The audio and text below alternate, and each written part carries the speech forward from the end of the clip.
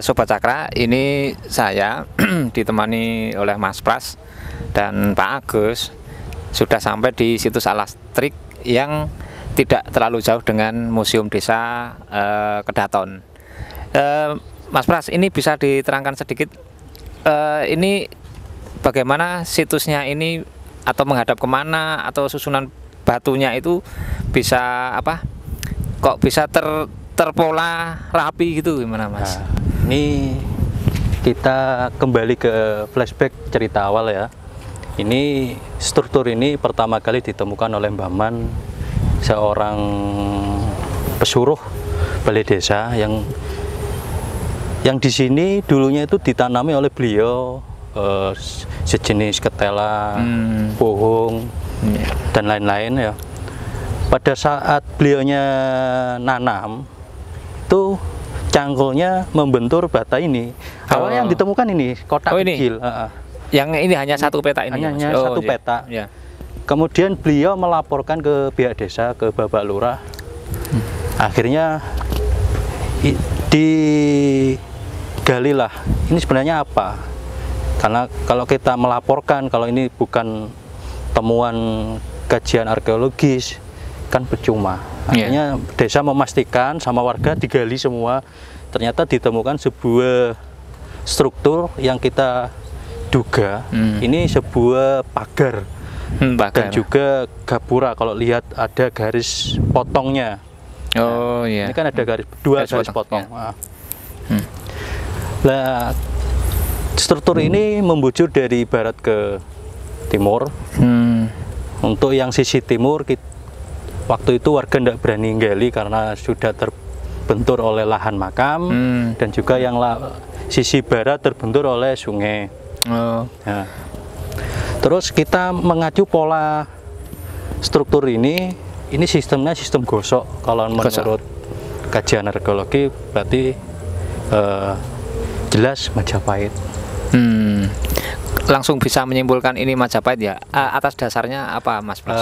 Waktu itu tim BPCB itu kesini melakukan kajian observasi pertama dan kedua. Datanya ada di balai desa. Beliau menyimpulkan bahwasanya Majapahit yang di Alastrik ini cikal bakalnya Majapahit atau keraton pertamanya Majapahit menurut serat Pararaton. Pararaton menyebutkan Majapahit berdiri di Alastrik itu ada dua indikasi, yaitu diapit dua aliran sungai. Oh, ya. Yaitu Sungai Brantas dan Sungai Mas. Kalau kita mengacu ke terowongan jauh dari sungai. Kalau pas ditarik ini, karena sisi selatan tidak sampai 2 kilo sudah Sungai Brantas atau yang kita sebut Sungai Porong. Untuk 3 kilo ke utara itu sudah Sungai Mas, dekat dengan Canggu. Oh ya. Dan kalau apakah dilihat dari sisi supranatural ya Mas? Apakah di sini itu warga juga sering mendengar cerita tentang hal-hal aneh, keganjilan atau sesuatu yang mistis gitu? Untuk cerita-cerita mistis di sini, warga sering mendengarkan sebuah bunyi-bunyian gending. Walaupun di sini tanpa ada hajatan. Oh, berarti ada yang memainkan secara gitu ya. Terus pengunjung kalau ada niat jelek ke sini, itu pasti ketemu seekor naga. Oh, naga ya. Saya sendiri itu waktu di sini ada pengunjung yang langsung lari. Nah, saya tanya kenapa Mas? Kenapa Pak kok lari? Nah, enggak Mas, saya dikejar naga. Dari mana naganya? Dari pohon asem sana. Oh, yang kita lihat ya, Sobat Cakra, itu di tengah ada pohon asem di tengah sawah, dan itu anomali atau maksudnya pohon yang tidak ada temannya, hanya sendiri di situ. Dan kita juga ditemani oleh Pak Agus Subandrio ya. Monggo Pak Agus mau tambahan sedikit, kalau secara sisi ilmiah ini kira-kira ini tingginya itu ada berapa senti atau berapa meter? Kalau melihat kan hanya ada satu lapis ya, atau 2 lapis kalau yang dari sisi. Saya menceritakan istilahnya temuan awal ya bersama teman-teman. Ini Mbah Paiman itu menemukan tidak lebih dari 25 cm sudah menemukan bata. Oh, dari Ya, dari itu ya? permukaan tanah yang atas itu, yang rata itu. Terus setelah diadakan penggalian oleh warga untuk memastikan ini struktur atau reruntuhan, ada 5 lapis ke bawah. Oh, 5 lapis Ya, ke bawah. Ke bawah. Oh. Terus kalau dugaan saya melakukan Mas Pras dan yang diinterpretasikan BPJB ini mungkin sebuah pagar atau pemisah 2 ruangan. Kan ada semacam pintu masuk yang mungkin itu dulunya naik terus turun, pemisah ruangan. Kalau menurut saya seperti itu. Dan ini enggak tunggal, ini bisa ke sana. Berarti Bisa. ini areanya Luas. kompleks. Termasuk yang di sisi sana yang sidak kedua ya Mas Pras Iya, yang sana observasi itu sekarang kedua.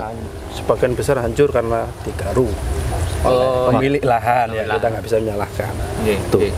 Terus yang di sana kalau menurut kajian ITS masih banyak struktur lain yang belum area sini juga ini sebelah sana bahkan di desa sebelah di Medowo ikut itu ada juga kajian dari Balai Arkeologi mulai tahun 84 sampai 95 kalau salah itu di sini sudah ada gambar semacam plot-plot untuk mungkin dibebaskan lahannya.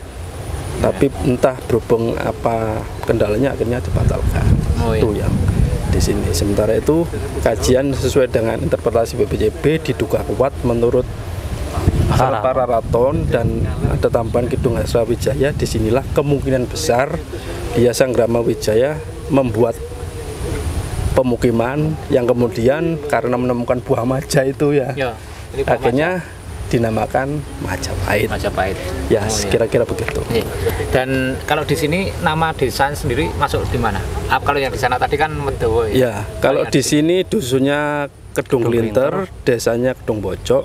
Kalau di sana itu dusunnya Medowo Puro, desanya ikut Ngambing Rowo, sama-sama Tarik, ikut Kecamatan Tarik. Yang mengerucut memang 2 tempat ini. Tapi sebenarnya sebarannya yang lain sih banyak sebenarnya. Cuma kita ngerutnya ke sini dulu karena kesulitannya. Apakah Mbah Man sebelum tadi yang disebutkan Pak Agus, apakah Mbah Man itu sebelum mencangkul, apakah tempat ini pernah diduga oleh pihak-pihak yang terkait, misalnya BPJB atau Balar, bahwa di sini sebenarnya sudah ada, cuma belum diungkap atau belum terungkap kan seperti itu. Kalau gambar yang di float Balai Arkeologi yang terakhir tahun 95 itu gambarnya dulu masuk manual ya. Di sini sudah ada kotak-kotaknya yang mungkin rencananya mau digali atau dibebaskan tanahnya. Cuma belum ada ekskavasi yang dalam. Mungkin hanya sampling-sampling itu. Yang ada ekskavasi di sana di Medowo sana. Jadi kalau sudah diduga sudah ada laporan. Cuma mungkin kalau warga setempat karena kurang tahu atau kurang ngerti atau nggak peduli ya akhirnya ya dibiarin.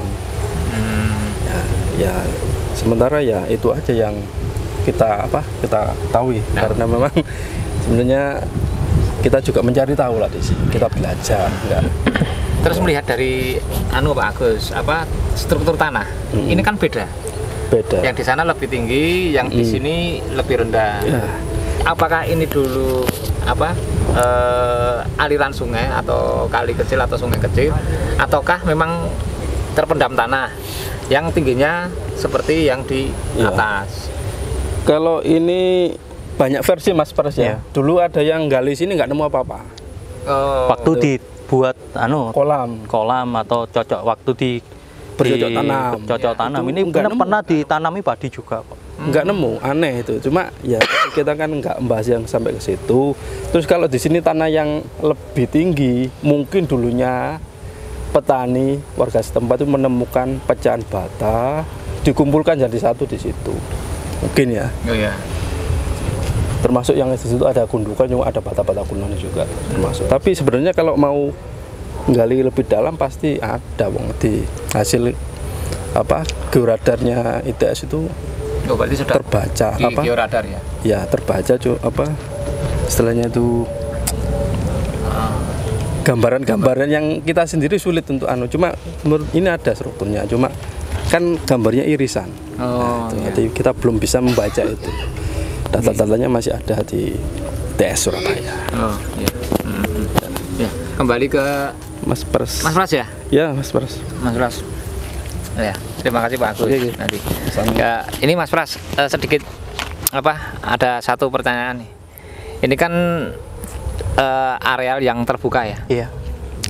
Terus kita lihat di sisi kanan saya itu kan ada area pemakaman.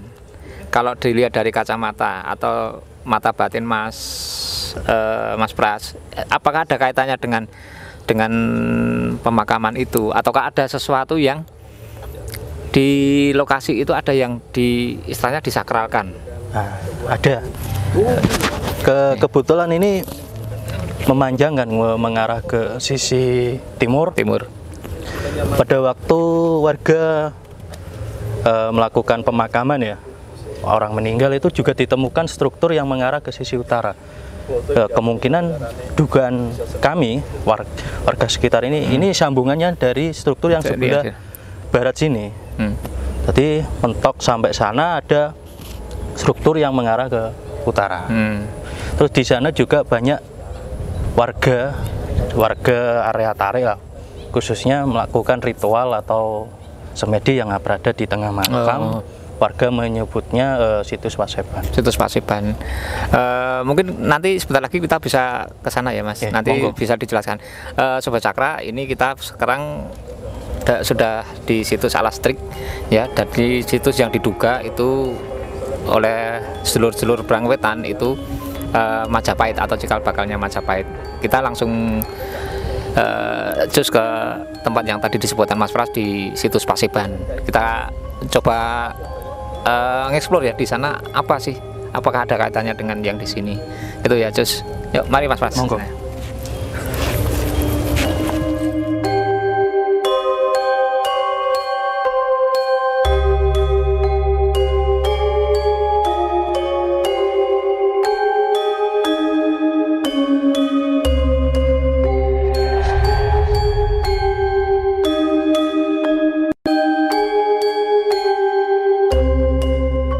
Sudah sampai di situs Paseban yang dimana tempat ini biasanya digunakan warga sekitar Tarik untuk melakukan ritual atau semedi di area ini. Karena apa? Sebelum ditemukan struktur yang ada di sebelah barat, warga wilayah Tarik itu semedinya di sini, ritualnya di sini. Nah ini situsnya. Ya.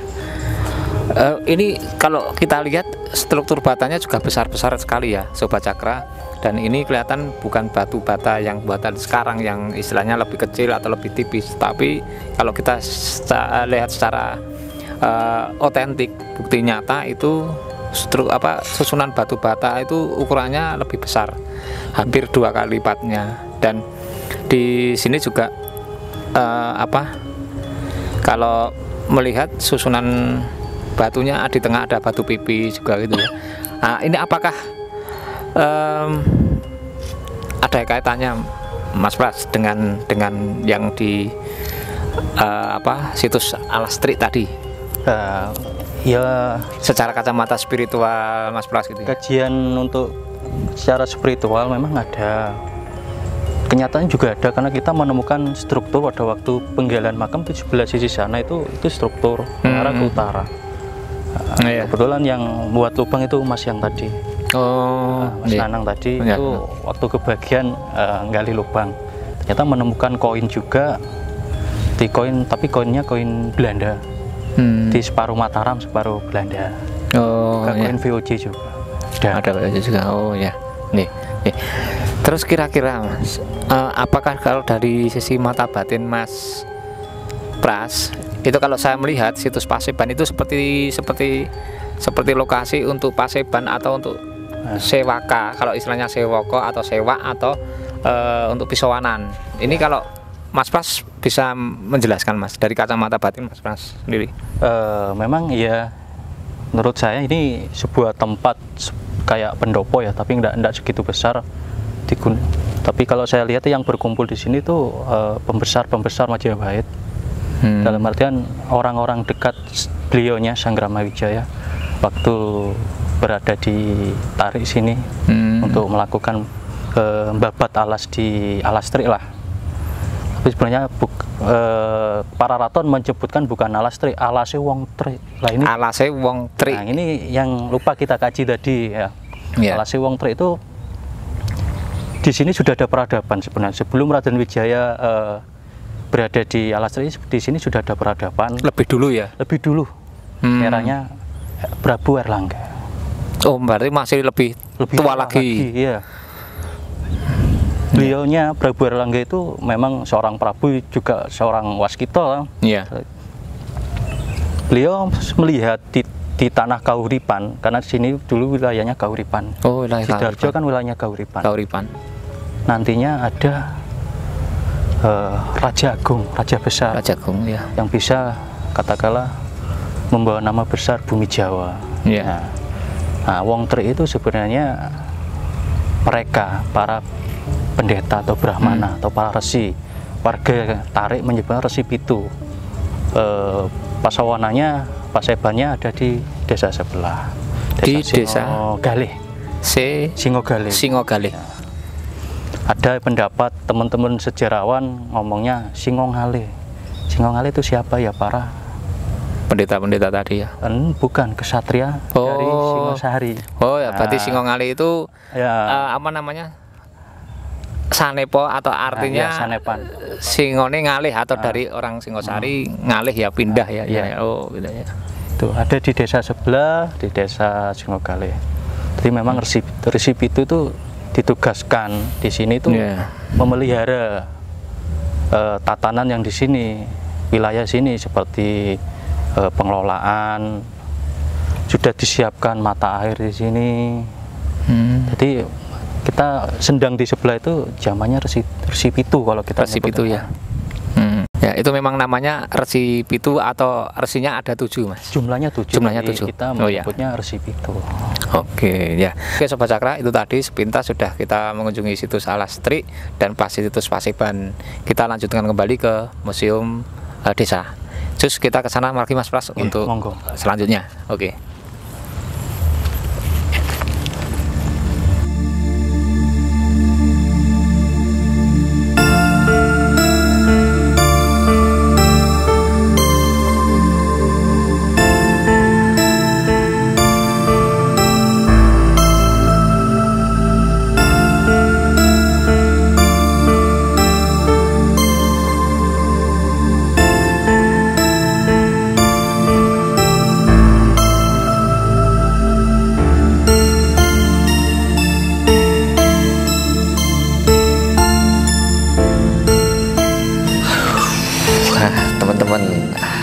Akhirnya kesini lagi dan duduk lagi setelah kita muter-muter, capek, sempat error juga itu tuh gara-garanya error teman-teman.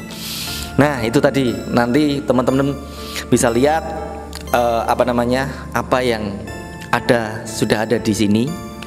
Itulah kerja keras dari sedulur-sedulur Brangwetan. Itu harus patut kita apresiasi, terutama harapan-harapan beliau yang tadi sudah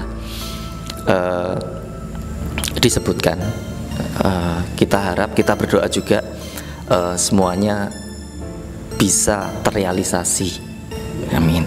Nah, begitu. Nah, sekarang karena kita sudah lama nih di sini dan kita sudah ngerusui, sudah ngerepoti, sudah ngerusui segala macem. Sampai nggak enak kita, pokoknya di servis habis-habisan teman-teman. Kita mau pulang, kita mau berpamitan. Yang pasti kita berterima kasih sekali lagi sama dulur-dulur Brangwetan sudah menerima kami dengan baik, dengan ya beginilah kami. Kalau ada tutur kata, perlakuan, kami minta maaf.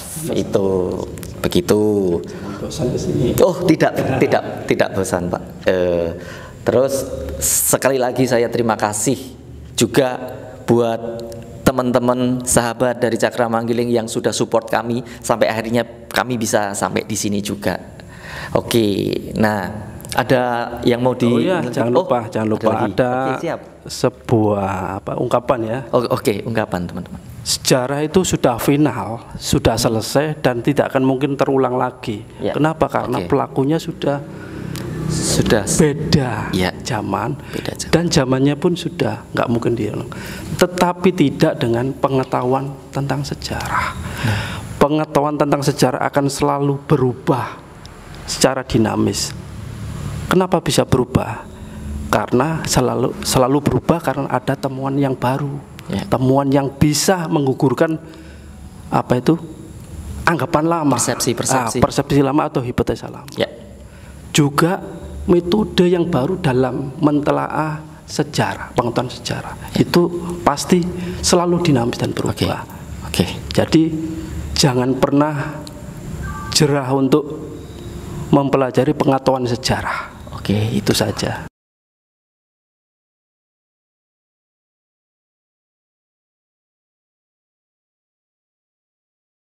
Iya, oke. Terima kasih Pak Agus, Mas Umar, Gojat, Mas Pras, dan pokoknya salam sehat selalu, sukses selalu buat sedulur-sedulur semua dari Brangwetan, pokoknya saling mendoakan. Dan saya juga punya satu lagi seperti biasa, pitutur leluhur, ojo nganti luntur. Jaya Jaya Wijayanti, Rahayu Sagung Dumadi. See you.